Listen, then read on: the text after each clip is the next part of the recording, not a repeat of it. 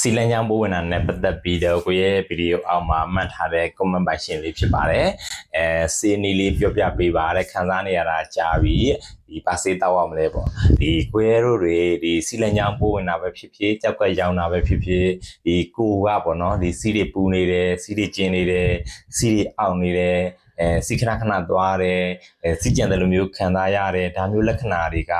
ဒီအရန်ကိုခံစားရခက်တဲ့အထဲမှာပါတယ်ပေါ့နော်ဒီကိုယ်ပြောချင်တာကအခုပြောခဲ့တဲ့စီးနဲ့ပတ်သက်တဲ့ယောဂတွေခံစားနေရပြီဆိုလို့ရှိရင်ကိုယ့်ကိုပြန်ဆန်းစစ်ဖို့လိုပါတယ်အထူးသဖြင့်ကိုကရေတောင်နေနေတယ်ဆိုလို့ရှိရင်ရေကိုသတိထားပြီးတော့များများလေးတောက်ဖို့လိုသလိုဒီအပူအဆက်တွေစီကြောသားတွေဒီ ready made ခောက်ဆွဲကြောက်တွေ ready made မုန့်တွေဒါမျိုးအစားအသောက်တွေကိုအလွယ်တကူစားမိနေတယ်ဆိုလို့ရှိရင်လည်းပဲအထူးအနေနဲ့ရှောင်ကျဉ်ရမှာဖြစ်ပါတယ်ဒီနောက်ထပ်အရေးကြီးတာက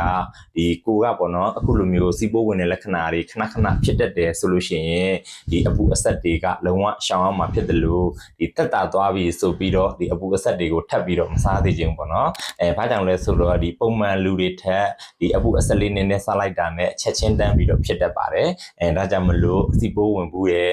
စီးပိုးခဏခဏဝင်တယ်စီးနဲ့ပတ်သက်တဲ့ဒီစီးပူတာစီးကျင်တာစီးအောင်တာဒီခဏခဏသွားတာဒီလိုမျိုးလက္ခဏာတွေခံစားနေရပြီဆိုလို့ရှိရင်ဒီအပူအဆက်တွေကိုလုံးဝအရှောင်ဖို့ကိုရဲ့ဒီဗီဒီယိုလေးကနေပြောပြပေးခြင်းပါတယ်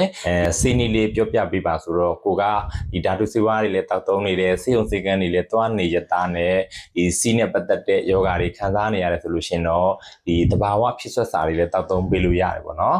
ဒီတဘာဝဖြစ်ဆွတ်စာနဲ့ပတ်သက်ပြီးတော့သိကျင်တယ်ဆိုလို့ရှိရင်တော့ကိုရဲ့ဘိုင်အိုမှာပြထားတဲ့ဖုန်းနံပါတ်ကနေအသေးစိတ်မေးမြန်းနိုင်ပါတယ်ခင်ဗျာ